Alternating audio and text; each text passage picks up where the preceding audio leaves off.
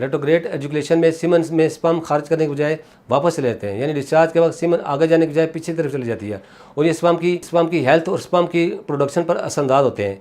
इससे भी स्पर्म लो काउंट हो जाता है।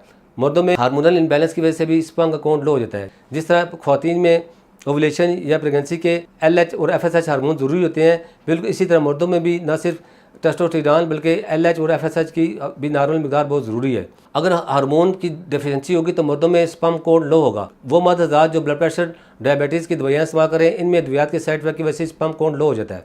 इसके अलावा कीमोथेरेपी के बाद ऐसी मेडिसिन दी जाती हैं जो स्पर्म काउंट कम कर देती है। इन्वायरमेंटल काजेज़, अब मैं बात करूँगा वो मर्द हज़रात जो किसी इंडस्ट्री या फैक्ट्री में काम करते हैं, इससे भी ऐसे बहुत सारे केमिकल्स होते हैं जिनकी वजह से मर्दों का स्पर्म काउंट कम होता है। इसके अलावा ऑफिस के दौरान या घर में लैपटॉप को ज़्यादा देर गोद में रख कर इस्तेमाल करना भी, मोबाइल फ़ोन का गैर ज़रूरी इस्तेमाल भी मर्दों में स्पर्म की कमी का बायस बनते हैं, क्योंकि लैपटॉप और मोबाइल फ़ोन से ऐसी रेडिएशंस निकलती हैं जो कि स्पर्म की हेल्थ पर इफेक्ट करती है। और वो मर्द हज़रात जो खेतों में काम करते हैं और खेतों में पेस्टिसाइड्स इस्तेमाल होता है, इसके साइड इफेक्ट में भी मर्दों के स्पर्म काउंट लो हो जाते हैं। लाइफस्टाइल, मर्दों की बांझपन में रोज़मर्रा के काम, इंसान की लाइफस्टाइल भी बहुत मैटर है और इसमें सबसे पहले डाइट है। अगर डाइट के थ्रू प्रॉपर न्यूट्रिशन नहीं मिल रहा और वो ज़रूरी विटामिन जो स्पर्म को क्वालिटी और क्वांटिटी को इम्प्रूव कर सके, अगर वो मर्द ऐसी डाइट नहीं ले रहा तो इससे स्पर्म काउंट डिक्रीज़ हो जाते हैं।